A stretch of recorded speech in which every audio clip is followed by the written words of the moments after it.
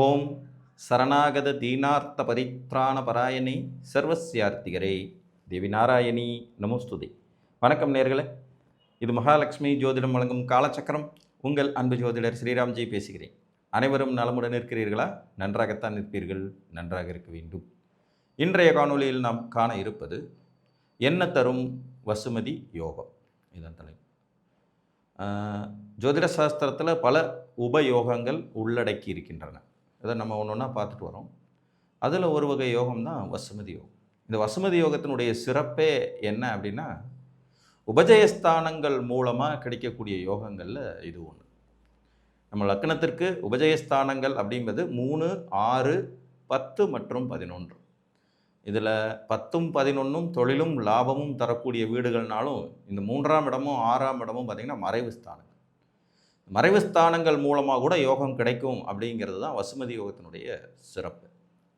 இது 2 நிலைகளில் கணக்கிடப்படலாம். ஒன்று, லக்ன அடிப்படையில் இயற்கை சுபர்கள் அப்படின்னு சொல்லக்கூடிய சந்திரன், குரு, சுக்கிரன், புதன், இந்த 4 பேரும் 3, 6, 10, 11 சேர்ந்தோ அல்லது தனித்தனியாகவோ அமர்ந்திருப்பது வசுமதி யோகம். இது லக்ன அடிப்படையில் கணிக்கலாம். இன்னும் ஒருபடி மேலே போய் ராசி அடிப்படையில், அதாவது சந்திரன் எங்கே இருக்காரோ அந்த இடத்துல இருந்து 3, 6, 10, 11 சந்திரன் ஒரு பக்கம் நின்றுடுறதுனால மீதி இருக்கக்கூடிய 3 சுவர்களான குரு, சுக்கிரன், புதன், இவங்க 3 பேரும் ஒன்றாக கூடியோ அல்லது தனித்தனியாகவோ அமர்ந்தாங்கன்னாலும் வசுமதி யோகம்தான். முதல்ல சொன்ன லக்னத்திற்கு ஏற்படக்கூடிய வசுமதி யோகம் பிறந்தது முதலே நல்ல பலனளிக்கும். 2வது சொன்ன ராசிக்கு ஏற்படக்கூடிய வசுமதி யோகங்கிறது 36 வயசுக்கு மேற்பட்டு தான் பலனளிக்கவே ஆரம்பிக்கும். புரியுதுங்களா? ஒரு உதாரணம் எடுத்துக்கலாம். ஒரு கடகலக்ன ஜாதகம்.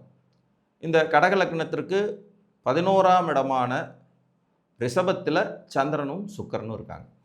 இப்போ 2 இயற்கை சுபர்கள் 11 வந்துடுறாங்களா? 10ஆம் இடத்துல புதன் அமர்ந்திருக்கார். அப்போ 3 இயற்கை சுபர்கள் உபஜயஸ்தானத்துக்குள்ளே வந்துடுறாங்க. 10ல் புதன், 11ல் சந்திரனும் சுக்கிரனும், லக்னத்திற்கு 10, 11ஆம் இடங்களில் இவங்க வந்துடுறாங்க. இதில் 6ஆம் வீட்டில் குரு பகவான் ஆட்சியாக இருக்கார். கடக லக்னம், 6ஆம் இடத்துல குரு ஆட்சி, 10ஆம் இடத்துல புதன், கூட சூரியனும் இருக்காருன்னு வச்சுக்கோங்க. 11ஆம் இடத்துல சந்திரனும் சுக்கிரனும். இது லக்ன ரீதியாக ஏற்படக்கூடிய அற்புதமான வசுமதி யோகம். புரியுதுங்களா? 6ஆம் இடத்துலையும் கிரகம் இருக்குது, 10ஆம் இடத்துல இருக்குது, 11ஆம் இடத்துல இருக்குது, 3ஆம் இடத்துல இல்லை, அது பிரச்சனை இல்லை. இந்த 4 சுபர்களும் இந்த 3 வீடுகளில் 4 வீடுகளில் ஏதேனும் ஒரு வீட்டிலையோ அல்லது 2 வீடுகள்லையோ அல்லது 3 வீடுகள்லையோ அல்லது 4 வீடுகளிலும் பிரிந்திருந்தால் வசுமதி யோகம் ஏற்படுது. இது லக்ன வசுமதி யோகம். இந்த அமைப்பு என்ன செய்யும்?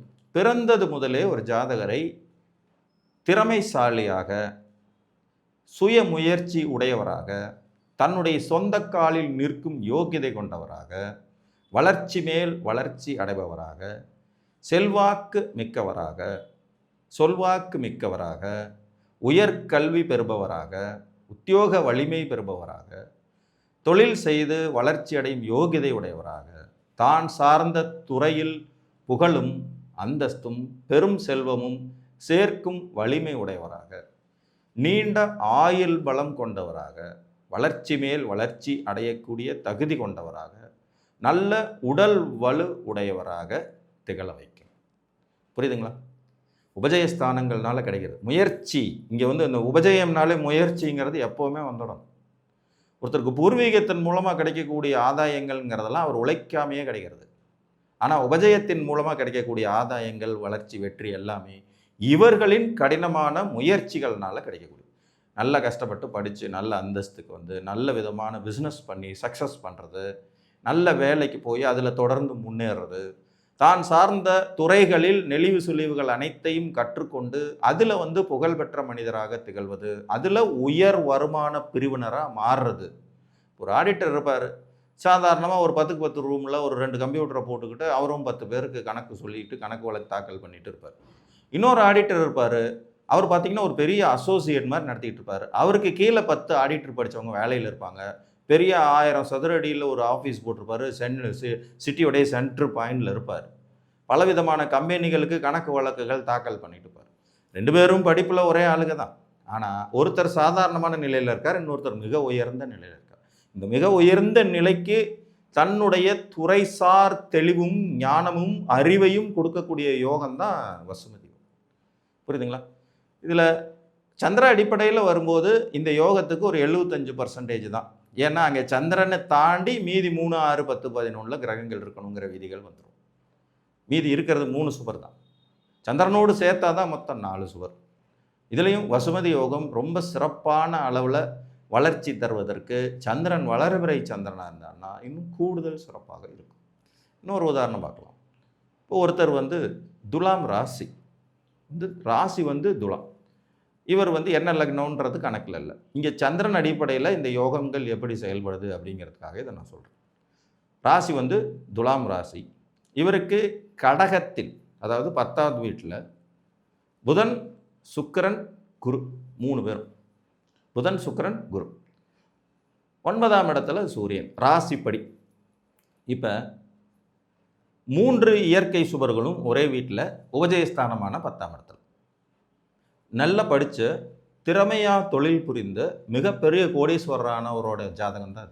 தொழில் மூலமான மிக அதீதமான வளர்ச்சியை பெற்ற யோகிதை. புரியுதுங்களா? 10ஆம் இடத்துல இவர்கள் அதிக சுபத்துவம் பெற்று உட்காரும்போது ஆரம்பத்தில் தொழில் நிலைகளில் சில தடுமாற்றங்களை ஜாதகர் சந்தித்ததும் உண்மைதான். ஆனால் அதுக்கப்புறம் விடாமுயற்சியாக மீண்டும் மீண்டும் முயற்சி செய்து வெற்றிகரமான தொழிலதிபராக உருவானவருடைய ஒரு ஜாதகம். இது சந்திர லக்ன அடிப்படையில் தான், ராசி அடிப்படையில் தான் இவருக்கு அந்த வசுமதி யோகம் ஏற்படுகிறது. அதனாலேயே பின்னாடி வயதுகளில் கிட்டத்தட்ட 38 வயதிற்கு பிறகு, 30 வயசுலேருந்து தொழில் செஞ்சாலும் ஆரம்பத்தில் ஒரு 8 ஆண்டு காலம் கடுமையான போராட்டங்கள், சிக்கல்கள், கடன் தொல்லைகள் எல்லாத்தையும் சந்தித்து அனுபவித்து அந்த அனுபவத்தை பாடமாக கொண்டு பின் வயதுகளில் வெற்றி பெற்ற ஒரு ஜாதகம். ஸோ லக்ன அடிப்படையிலையும் வசுமதி யோகம் வரும், ராசி அடிப்படையிலையும் வசுமதி யோகம் வரும். லக்ன அடிப்படையில் வரக்கூடிய வசுமதி யோகம் முழுமையான பிறப்பு முதலே வளர்ச்சியை தரக்கூடிய, சின்ன வயசுலேயே சாமர்த்தியத்தை தந்து விடக்கூடிய ஒரு அமைப்பு. ராசி அடிப்படையில் வரக்கூடிய வசுமதி யோகம் ஆரம்ப காலகட்டத்தில் நிறைய தடைகளையும் சிரமங்களையும் பிரச்சனைகளையும் ஸ்பீட் பிரேக்கர் மாதிரியான விஷயங்களையும் சந்தித்தாலும் கொடுத்தாலும் கூட பின்னாடி வயது போக போக அந்த எக்ஸ்பீரியன்ஸை வச்சு அதன் மூலமாகவே ஜாதகர் வளர்ச்சி அடையும், வெற்றி அடையும் யோகிதைகளை கொடுக்கும். புரியுதுங்களா? உங்களுக்கு லக்ன அடிப்படையில் வசுமதி யோகம் இருந்தால் லக்னத்திற்கு 3, 6, 10, 11 இந்த 4 இயற்கை சுபர்களும் இருக்கணும். இதில் 4 பேரும் ஒரே வீட்டிலே இருக்கலாம், 4 பேர் 4 வீடுகளில் தனித்தனியாகவும் இருக்கலாம். ஒரு உதாரணம் எடுத்துக்கலாம். ஒரு மகர லக்ன ஜாதகம். மகர லக்னம் 3ஆம் இடத்துல மீனத்தில் சந்திரன், 3ல் சந்திரன் இருக்கார். இது ஒரு அமைப்பு. 6ஆம் இடம் கடக, அது மிதுனத்தில் புதனும் சுக்கிரனும். 3ல் 2 ஒரு கிரகம், 6ல் 2 கிரகம். அதுக்கப்புறம் பார்த்திங்கன்னா 11ஆம் இடமான விருச்சிகத்தில் குரு பகவான். இப்போ 3, 6, 10, 11ங்கிற 4 ஸ்தானங்களில் 3 ஸ்தானங்களில் சுவர்கள் அமர்ந்துடுறாங்க. ஒரு பக்கம் சந்திரன், இன்னொரு பக்கம் புதன், சுக்கிரன், அதுக்கு அடுத்தது பார்த்திங்கன்னா குரு. ஸோ இது ஒரு லக்ன வசுமதி யோகம். புரிஞ்சிட்டுங்களா? லக்ன அடிப்படையில் ஏற்படுற யோகங்கள்ங்கிறது இளமை முதற்கொண்டே நீண்ட கால திட்டமிடல்கள் ரொம்ப சிறப்பாக இருக்கும். இவங்களோட பிளான் எல்லாம் எக்ஸிக்யூட் பண்ணுற விதம் பார்த்திங்கன்னா ஆச்சரியப்படத்தக்க வகையில் இருக்கும். ஒரு சின்ன ஒரு விஷயமா இருந்தால் கூட இவங்க பிளானோட எக்ஸிக்யூட் ரொம்ப சூப்பராக இருக்கும். அற்புதமாக பிளான் பண்ணுவாங்க. கடைசி நிமிஷம் டென்ஷனுங்கிறது எதுவுமே இருக்காது. பிளானை அற்புதமாக நிறைவேற்றுவார்கள், அதை எக்ஸிக்யூட் பண்ணுவாங்க பர்ஃபெக்டாக. இந்த மாதிரியான அமைப்பு கொண்டவர்களை எல்லோருக்குமே பிடிக்குங்கிறது ஒரு அடிஷனல். நேரம் தவறாமை இவங்களுடைய ரொம்ப முக்கியமான ஒரு குணாதிசயமாக இருக்கும். சொன்னபடி சொன்ன நேரத்துக்கு அதை செய்து முடிப்பது என்பதிலேயே இவங்க கவனமும் திறமையும் செயல்படும். ஸோ வசுமதி யோகம் உங்களுக்கு வளர்ச்சியையும் வெற்றியையும் திட்டமிடலையும் நீண்ட ஆயுளையும் செல்வாக்கையும் பொருளாதார வளர்ச்சியையும் நல்ல உற்றார் உறவுகளின் உதவியையும் பெற்றுத்தரும் அமைப்பு கொண்டது என்று கூறி, உங்கள் ஜாதகத்தில் இந்த அமைப்பு இருக்கிறதா என்பதை பார்த்து அறிந்து கொள்ளுங்கள் என்று கூறி, மீண்டும் ஒரு காணொலியில் உங்களை சந்திக்கும் வரை உங்களிடமிருந்து அன்புடன் விடைபெற்றுக் கொள்வது உங்கள் அன்பு ஜோதிடர் ஸ்ரீராம்ஜி. நன்றி, வணக்கம்.